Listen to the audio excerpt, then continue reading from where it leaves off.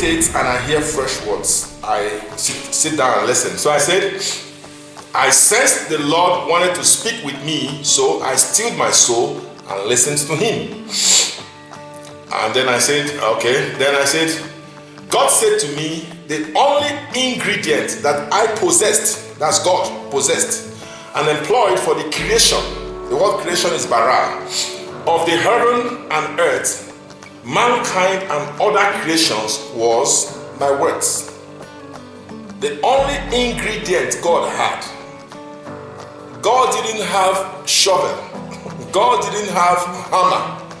God didn't use JCB. God just had his words for creation. Remember, creation is not formation or making. We're talking about creation. To create, bara, to cause, to come out of nothing. To cause, to come out of nothing. He said he had only his words. Okay. God went on to teach me. He said, for everything I created, I spoke to the progenitor. And he said the progenitor is from where I got them. So he says, for light, I spoke to darkness. For birds, I spoke to the air or the expanse. For fish, I spoke to water. For plants, I spoke to land. For animals, I spoke to earth. And for man, I spoke to the Trinity. Can you say amen? Wherever you are, just go ahead and type something, say something, you know. He said, for man, I spoke to Trinity. God was speaking to me. He says, in addition to creating man with my words, creation is not formation. Remember, I taught this before. He said, in addition to creating man with my words, I formed. Now the word create is bara, the word formed is asa. I formed man by one, imprinting my finger on man. He said, when I was molding him, I was imprinting my finger upon him. And then two, I breathed my spirit into man. Other things God will just speak, but for man, God spoke to himself, and God printed his finger, and then God in addition breathed upon man. Okay, listen. He said, this way man received my image and my likeness. I created man to look like and function like me. So man looks like God and man functions like God. And man has a nature of God. Okay.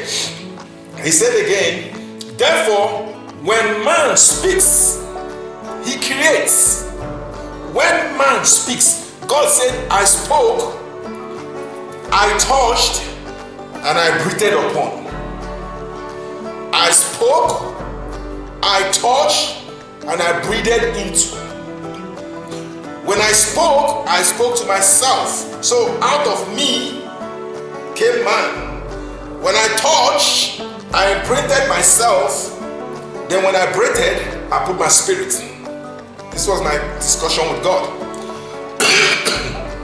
He said, therefore, when man speaks, he creates. Bara, creates. To bring out of nothing. Because man functions like God. When man touches, he authorizes. He said, the fingerprint, before signatures came, you used to put your fingerprint to authorize. He said, when I touched the mold, I authorized it.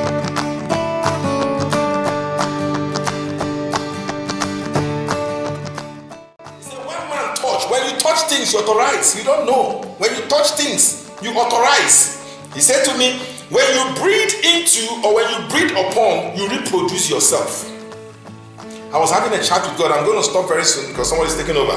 He says, again, God said to me, the most important decision of life is made by speaking. And then he said, Goodhead, I mean your salvation.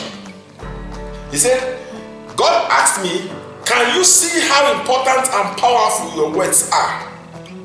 So God asked me, Goodhead, my son, how did you raise the dead? I was having a chat with him. How did you heal the sick? How did you make miracle money? I answered, by speaking. God said to me, whatever you want to see, speak it. Whatever you want to see, speak it.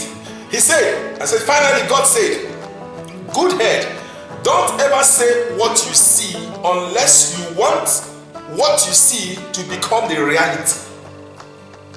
It doesn't matter what you see, but if what you see is not what you want, don't say it. Because when you say it, you create it. And after you have said it and you touch it, you authorize it. You authorize it. But you know what God told me? He said, in course of your speaking, you are also releasing breath.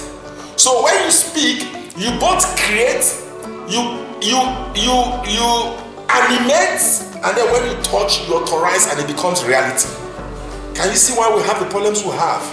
He said, God said, for example, if you walk into your meeting and you see 100 persons, don't say, we have 100 people here. As logical as that may sound, if you want to see 500, just say 500 persons come forth. Then he says, okay, so when I finished this, he now said more to me. He says, tell my people that I, the Lord, I have stopped creating. God said, many of you are praying to God, hoping that God will create what you want. Many of you are praying to God. I've been doing a study on prayer. I'm going to take that for us, maybe 4 weeks or thereabout. He said, many of you are praying, and when you pray in your mind, you're hoping that God will answer and create your answer. God said, I should tell you, He has stopped creating. He doesn't create again. He finished His work and He's been resting. He said again, the rest of the creation and creating business belongs to you, man.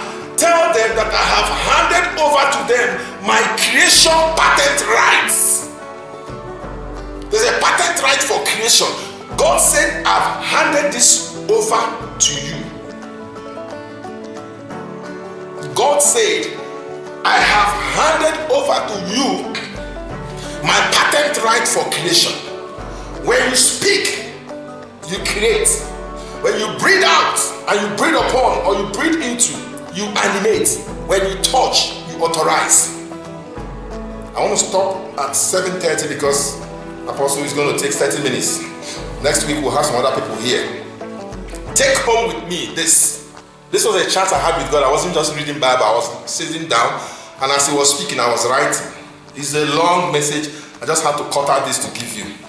I don't know what you want to create. Whoever you are, God has given you the patent right.